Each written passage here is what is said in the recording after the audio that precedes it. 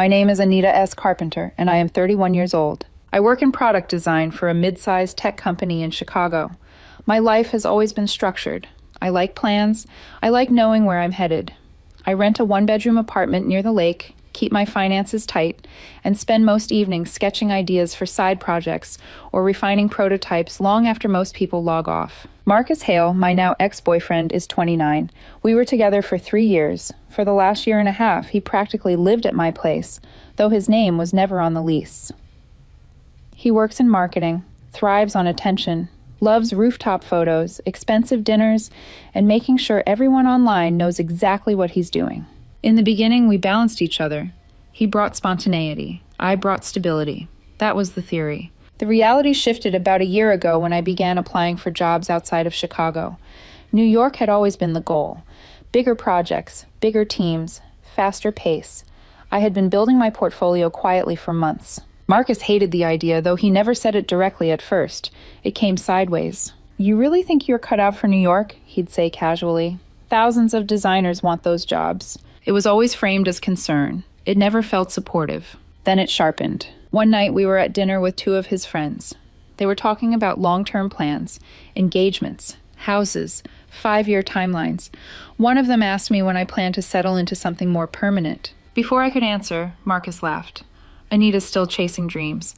I'm just waiting for her to realize she doesn't really have a future like that." Everyone laughed. I didn't. Later that night, I asked him what that was about. He rolled his eyes, said I was being sensitive. Then he said the sentence that changed everything. "You don't have a future like you think you do. You're comfortable. That's it. Comfortable women don't become exceptional." He said it calmly. No anger, just assessment. I stared at him for a long time and realized something cold and clear. He didn't believe in me. Not privately, not secretly, not at all. Something shifted in me right there. The next morning, I didn't argue. I didn't defend myself. I didn't try to convince him he was wrong. I woke up at 6, went for my usual run along the lake, and replayed his sentence with every step. Comfortable women don't become exceptional. By the time I got back to my apartment, I wasn't hurt anymore. I was done processing. I opened my laptop and pulled up an email from a New York firm I had been corresponding with casually. They had invited me to submit an updated portfolio for a senior role that had just opened. I had been hesitating, waiting until everything felt perfect. I attached my portfolio exactly as it was. Then I wrote one sentence. "I'm ready to be considered. I can relocate immediately." I hit send before I could overthink it. Marcus woke up around 8 and found me already dressed, reviewing another job listing. "You're still on that New York thing?" he asked, pouring coffee. "Yeah." He leaned against the counter. "I'm not trying to be mean. I just don't want you building your ego around something unrealistic." "I'm not building ego," I said calmly. "I'm building options." He rolled his eyes. "You always talk like that. Options, growth, potential. At some point, you have to accept your level." Level? That word stayed with me all day. That afternoon, I reached out to 2 former colleagues who had moved to Manhattan. Asked about openings, housing, timelines. No drama, just logistics. That night, instead of sitting beside him on the couch while he scrolled through his phone, I was at my desk refining case studies. "You're being weird," he said. "How?" "You're acting like you already live somewhere else." I didn't argue. Because mentally, I already did. 2 days after I sent that email, the New York firm responded. They wanted to schedule a video interview with the head of product. I didn't tell Marcus, not because I was hiding it, because I was done submitting my ambition for commentary. I booked the earliest interview slot Thursday morning before work. I rearranged my calendar, blocked the hour, and told my manager I had a dentist appointment. No drama, no announcement, just movement. Marcus kept making small remarks throughout the week. "You've been quiet lately. Don't spiral over that New York fantasy. I don't want you depressed when it falls through." He said it like he was protecting me. It sounded like prediction. Thursday morning, I woke up at 5:30, showered, pressed a clean blouse, cleared my desk, adjusted the lighting so I wouldn't look washed out on camera. The call started at 7 o'clock. It lasted nearly 90 minutes. We talked about scaling design systems, about leading teams instead of just executing tasks, about handling growth pressure without losing product clarity. The hiring director pushed hard. I didn't flinch. When it ended, he said, "We'll move quickly." I closed the laptop and sat still for a full minute. No celebration, just certainty. When Marcus woke up, I was already dressed for work. "You look weirdly motivated," he said, pouring coffee. "Big presentation later," I replied. He nodded, uninterested. That afternoon, during a team meeting, my phone buzzed. The New York firm wanted to fly me in next week for a final in-person interview, all travel covered. I read the email twice. This wasn't a fantasy anymore, it was momentum. That night, Marcus spent 20 minutes complaining about a coworker who got credit for a campaign he claimed to have built. He never asked about my day. He rarely did anymore. At one point, he looked at me and said, "Just don't build your identity around something unrealistic. It's dangerous to think you're meant for more." Meant for more. For the first time in months, I didn't feel defensive. I felt solid. The official flight options came the next morning. I booked the trip during lunch. Still didn't tell him. That weekend, he dragged me to a rooftop party for one of his friends, the kind where everyone discusses promotions, raises, and who's moving into which luxury building. Someone asked about my long-term plan. Before I could answer, Marcus laughed. "Anita likes to keep things safe." Safe. He added, "She talks about New York sometimes. But honestly, not everyone's built for that pace." A couple of people nodded politely. I took a sip of my drink and made a quiet mental note. He was comfortable with the narrative where I was limited. Monday morning, I packed a small carry-on and told him I had a 2-day work conference out of state. He barely reacted.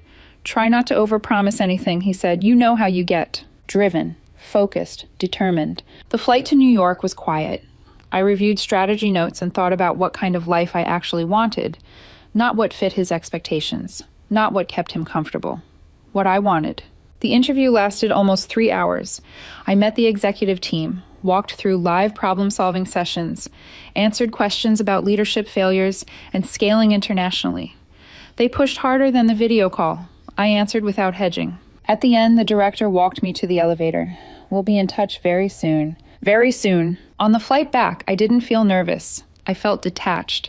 For the first time in 3 years, my future didn't revolve around Marcus's approval. When I got home Tuesday evening, he was on the couch scrolling through his phone. "How was your little conference?" he asked without looking up. "Productive. As long as you're not wasting energy chasing something that doesn't fit you." I set my bag down. I didn't argue. I knew something he didn't. And within 48 hours, everything was going to shift. The offer came Wednesday afternoon. 30% higher base salary, performance bonus, relocation package, signing bonus, leadership track within 18 months. I read the email 3 times. It wasn't vague. They wanted me in New York within 6 weeks. I stepped outside my office building and called the hiring director. "I accept." We discussed logistics for 10 minutes. Start date, temporary housing, paperwork. When I hung up, I didn't call Marcus. I drove home. He was in the kitchen complaining into his phone about office politics. When he saw me, he held up a finger for me to wait. I went into the bedroom, pulled my lease agreement folder from the drawer, and sat on the edge of the bed. When he finished his call, he walked in. "What's wrong with you lately?" "Nothing." "You're distant. It's annoying." I looked at him calmly. "I got the job in New York." He blinked. "What?" "They made an offer. I accepted." There was a pause. Not pride, not excitement, calculation. "You accepted without talking to me." "Yes." His expression hardened. "So you're just leaving?" "I'm moving in 6 weeks." He laughed, but there was no humor in it. "Be serious." "I am." His tone shifted quickly. "You can't just uproot your life because someone dangled a shiny title in front of you." I stood up slowly. "You told me I didn't have a future." "I didn't mean it like that." "You said comfortable women don't become exceptional." He crossed his arms. "You're overreacting." "No," I said quietly. "I'm responding." Silence stretched between us. Finally, he said it. "If you move, we're done." I didn't hesitate. "Not with you." The words hung in the air longer than I expected. "Not with you." They weren't loud. They weren't emotional. They were final. Marcus stared at me like I had miscalculated something obvious. "You're choosing a job over me," he said. I shook my head slowly. "I'm choosing a future over doubt." He paced once across the bedroom, hands running through his hair. "This is impulsive. You're being emotional." That almost made me smile. Nothing about this was impulsive. I had been building toward this quietly for months. He just hadn't taken it seriously. "You told me I don't have a future," I said calmly. "I was trying to protect you from embarrassing yourself." That sentence told me everything I needed to know. He didn't see himself as unsupportive. He saw himself as superior in judgment. "You never believed I could do it," I said. He hesitated. "I just didn't think you were built for that level." There it was again. Level? I picked up the lease folder from the bed. "I'll be out by the end of next month. You can stay here until then, or leave sooner. Your name was never on the lease." That's when the tone changed. The confidence drained slightly. "So that's it? 3 years and you're just cutting me off? You told me I didn't have a future. I was frustrated. People say things. No, I replied quietly. People reveal things. For the first time, he didn't have a quick comeback. Instead, he shifted strategy. Long distance could work, he said. Once you settle, I could transfer. New York has good marketing firms. The pivot was almost impressive. A week ago, New York was unrealistic. Now it was an option. You already told me what you think of me, I said. That's not fair. It's accurate. He went silent, assessing whether I was bluffing. I wasn't. Over the next few days, I started packing deliberately. Books first, then winter coats, then documents. No dramatic speeches, no drawn-out arguments, just movement. Marcus oscillated between cold indifference and sudden attempts at normal conversation. One night he said, "You're going to regret this when you realize you can't compete there." I didn't respond. For the first time since we met, I didn't need him to see my potential. I had already stepped into it. By the second week, the apartment felt transitional. Not hostile, just temporary. He stopped suggesting long distance. Instead, he started questioning the logistics. New York is expensive. You'll burn through that salary fast. Everyone thinks they'll stand out there. I'll find out, I said. He watched me pack like he was waiting for hesitation. There was none. 3 days before my flight, he tried one last time. We were sitting at the kitchen counter. He looked tired, less sharp. You're really not going to reconsider? No. You're throwing away 3 years. I'm refusing to waste the next 30. That hit harder than I expected it to. He went quiet for a long time, then he said something almost soft. You think someone there is going to appreciate you more? I zipped my suitcase. Yes. He didn't argue. The morning of my flight, he didn't wake up to say goodbye. That felt fitting. The cab ride to the airport was quiet. Not cinematic, not dramatic, just forward motion. When the plane lifted off, I didn't look back at the skyline. I opened my laptop and reviewed onboarding documents for my new team. The first month in New York was relentless. Longer hours, higher expectations, faster decisions, but I thrived. The projects were complex. The feedback was direct. If something needed improvement, they said it. If something was strong, they said that too. No one framed ambition as fantasy. Within 6 months, I was leading a small team. Within a year, I was promoted ahead of schedule. I didn't broadcast it. I didn't post dramatic captions. I just kept building. Success has a way of becoming visible on its own, even to people who once said you didn't have a future. About 18 months after I moved, our company announced a major product launch. It went well. Tech blogs picked it up. A few interviews followed. My name was attached as lead on the redesign. Nothing celebrity level, just visible. That's how he found me again. The first message came on LinkedIn. Wow, look at you. No greeting, no context, just that. I always knew you'd figure it out, he wrote. New York looks good on you. Interesting. The last time we spoke, New York was unrealistic. I didn't respond. A week later, a text came from an unfamiliar number. Hey, it's Marcus. I changed phones. I left it on read. 2 days later, another message. Would love to catch up. I think we were both under pressure back then. The shift in tone was almost academic. No mention of levels, no mention of comfort, just revisionist history. I finally replied with one sentence. I hope you're doing well. Nothing more. His response came within minutes. That's it? I looked at the Manhattan skyline outside my window. The stack of product sketches on my desk. The framed photo on my bookshelf of me and Daniel Brooks, the man I had been seeing for almost a year. Daniel, who never once questioned whether I could handle New York. I typed slowly. We both said what we believed at the time. There was a pause. Then he wrote, I was wrong. That was new. I've grown a lot, he added. I see things differently now. Maybe we were actually really good together. Maybe it was just the wrong time. Wrong time. I stared at that phrase for a long moment. Wrong time. For a second, I considered writing something long, something structured and calm that explained how belief is not seasonal, how support is not conditional, how you don't get to downgrade someone's ambition and then claim you always saw their potential once it becomes visible. Instead, I typed 3 words. We met correctly. He responded almost instantly. What does that even mean?